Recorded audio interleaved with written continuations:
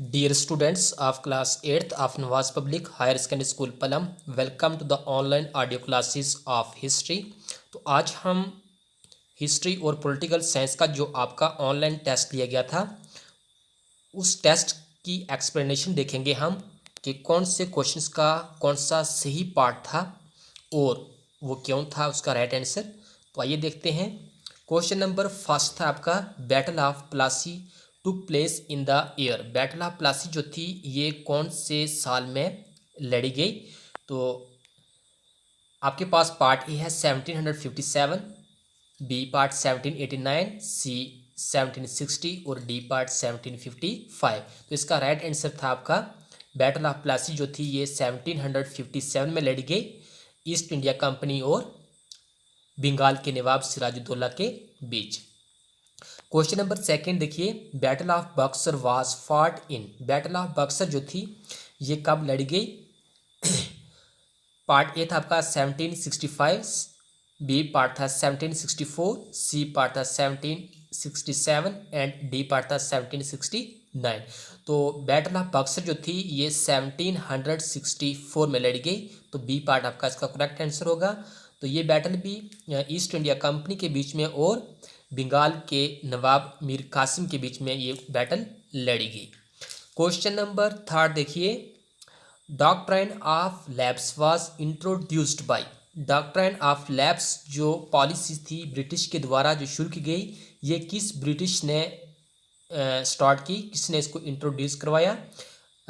ए part था आपका Lord Canning, B part था Lord Dalhousie, C part Lord Clive और डी पार्ट लॉर्ड कर्जन। तो इसका राइट आंसर था part B, that is Lord Dalhousie. Lord Dalhousie के द्वारा ये डॉक्ट्राइन ऑफ लैप्स पॉलिसी जो थी ये इंट्रोड्यूस्ड की गई, जिसके तहत ये था कि कोई भी ब्रिटिश अगर बगैर हायर के, बगैर उसका कोई मेल्स मेंबर्स, उसका कोई भी अगर हेड ना हो, अगर वो मर जाए तो उसकी जो प्रॉपर्टी थी वो ब्रिटिश के हवाले की जाती थी। तो क्वेश्चन नंबर 4 देखिए, विच province was not under British rules in 1857। 1857 में कौन सा प्रोविंस जो था वो ब्रिटिश के कब्जे में नहीं था। तो ये था आपका हैदराबाद प्रोविंस जो था ये एक इंडिपेंडेंट प्रोविंस रहा 1857 तक। क्वेश्चन नंबर 5 देखिए, criminal courts in each district was called dash अदालत। हर एक अदालत में जो क्रिमिनल कोर्ट था वो किसके रिलेटेड था, दीवानी के रिलेटेड, फौजदारी के रिलेटेड, सिविल के रिलेटेड या फिर मैरिज के रिलेटेड। तो इसका राइट आंसर था पार्ट बी, दैट इज फौजदारी अदालत। जो क्रिमिनल कोर्ट्स थे ये क्रिमिनल कोर्ट्स जो थे ये फौजदारी अदालत के रिलेटेड थे, और जो दीवानी कोर्ट्स थे ये सिविल कोर्ट हुआ करते थे, और जो क्रिमिनल कोर्ट्स थे वो थे फौजदारी अदालत। क्वेश्चन नंबर 6 देखिए, the Champaran movement was against. Champaran movement जो थी ये किसके खिलाफ, किसके अगेंस्ट जो थी ये शुरू की गई ना। पार्ट ए है peasants, part B is East India Company, part C is the oppressive attitudes of the planters और part D is none of this. तो इसका राइट आंसर था आपका part C, that is the oppressive attitude of the planters.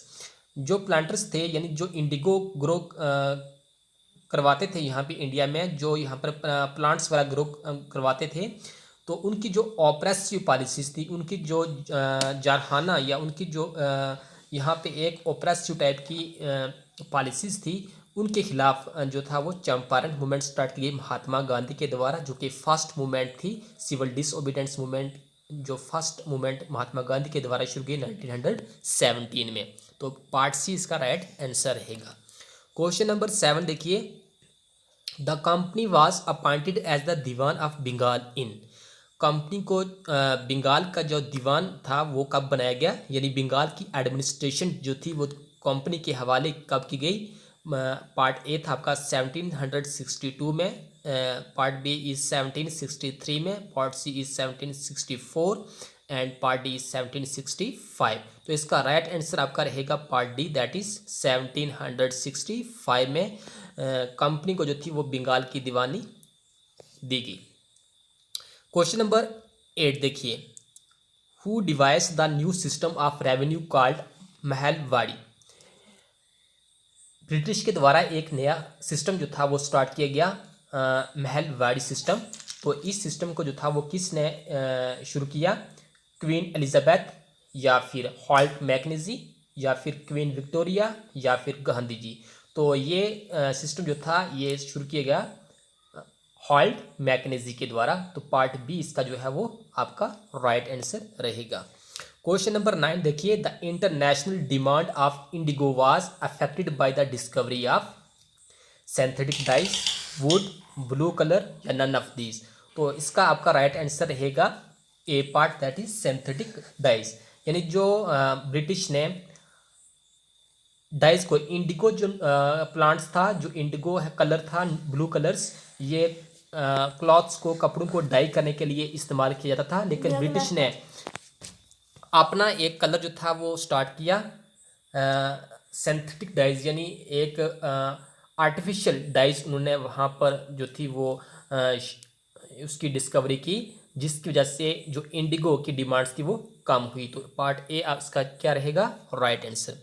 Question number 10 देखिए, British came to India as, British जो थे वो India में किस तौर पे आए? सोशल रिफॉर्मर के तौर पे आए, या इन्वेंटर के तौर पे आए, या फिर एज ए रूलर्स ही बनकर आए, या फिर ट्रेडर्स बनकर आए?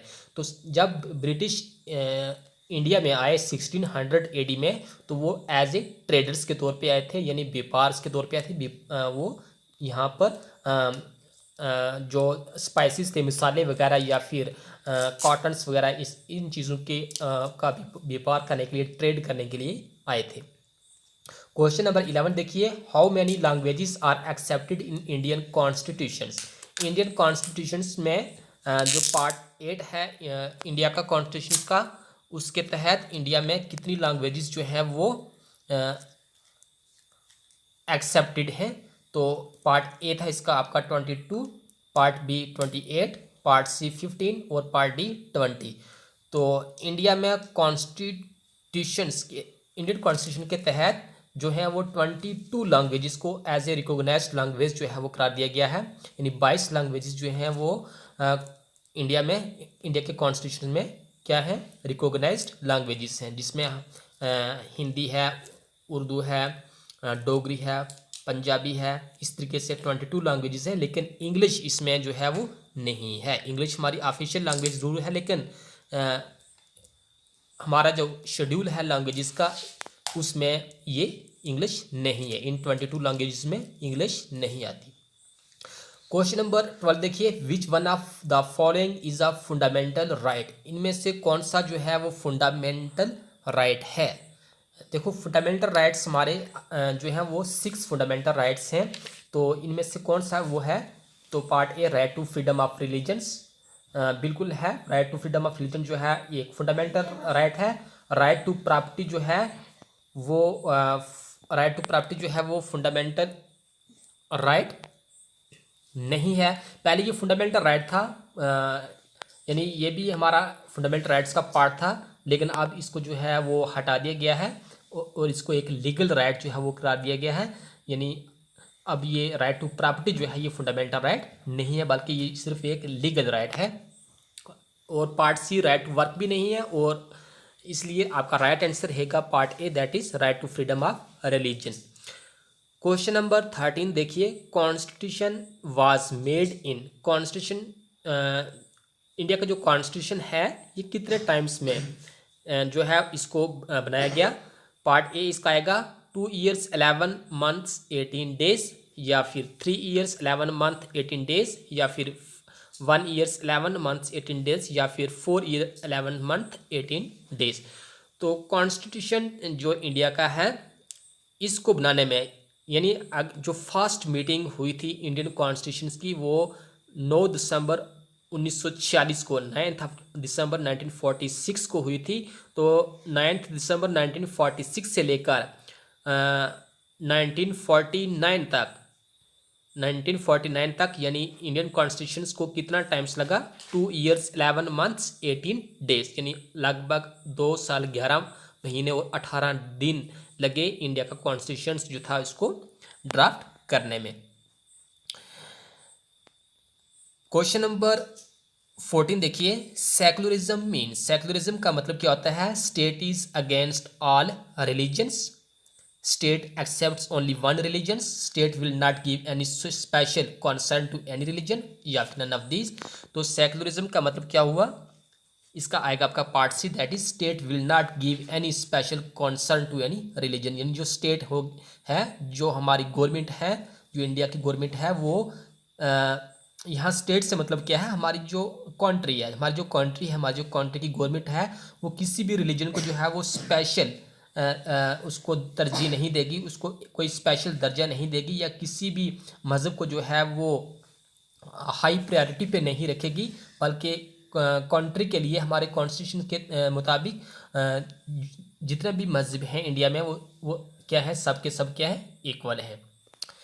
तो ये है सेकुलरिज्म का मतलब। यानी सेकुलरिज्म जो है वो ऑल रिलीजन्स को, इंडिया में ऑल रिलीजन्स जो हैं वो क्या है? इक्वल्स हैं, और कोई भी मजहब जो है उसको कोई स्पेशल कॉन्सर्न जो है वो कॉन्स्टिट्यूशन की तरफ से नहीं दिया गया है। यानी इंडिया एक क्या है? सेकुलर कंट्री है। क्वेश्चन नंबर 15 देखिए, what is the age of retirement of a जज ऑफ ए सुप्रीम कोर्ट? एक सुप्रीम कोर्ट के जज की रिटायरमेंट एज क्या होती है? 62 ईयर्स, 68 ईयर्स, 60 ईयर्स, या फिर 65 ईयर्स। तो इसका राइट आंसर आपका होगा 65 years.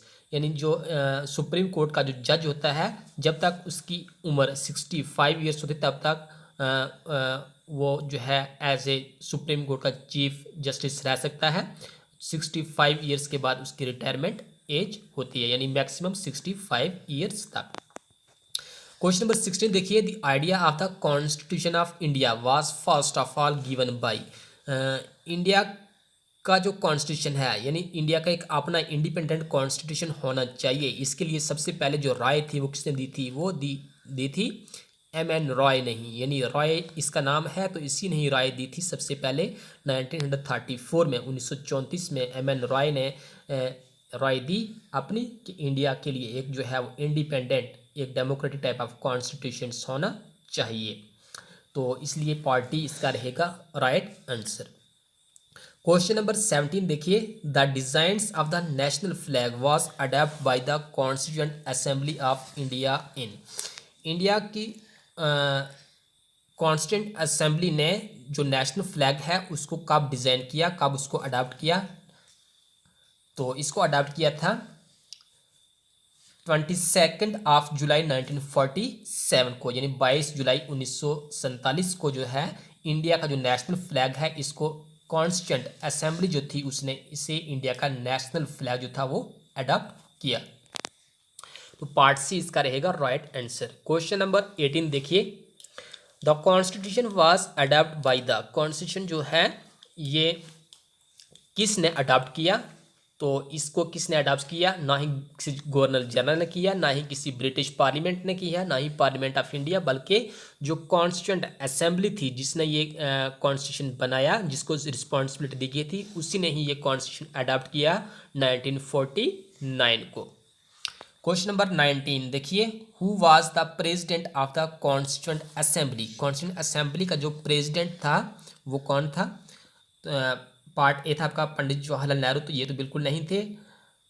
Part B doctor Rajendra Prasad, हाँ डॉक्टर राजेंद्र प्रसाद जो हैं ये कॉन्स्टिट्यूएंट असेंबली के क्या थे? Permanent president.